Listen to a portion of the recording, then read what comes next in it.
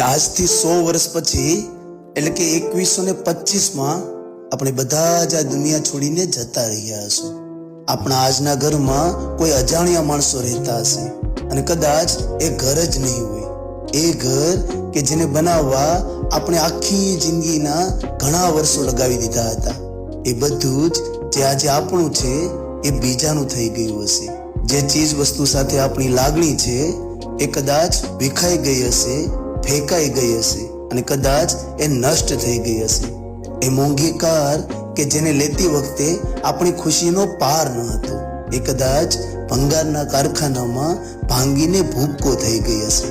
અરે આવનારી પેઢીને આપણા નામથી વિશેષ બીજી કોઈ ખબર જ નહીં હોય અને અમુક વર્ષો પછી લગભગ એ નામ પણ ભૂલી ગયા હશે. અમુક સમય સુધી આપણો ફોટો સંભાળીને રાખશે અને પછી એ પણ કોઈ કબાટના તળિયામાં પડ્યો હશે.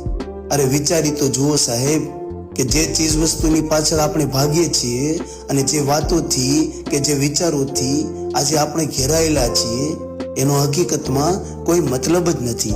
અને એટલે જ કે જે વસ્તુ કે વાત આજથી 5 વર્ષ પછી તમને ખુશ રાખશે કે દુખી કરશે એવી હોય તો એ વસ્તુ કે વાતને અત્યારે જ છોડી દો અને એ કરો જે અત્યારે તમારા માટે જરૂરી છે અને જેનાથી તમને આનંદ મળે છે.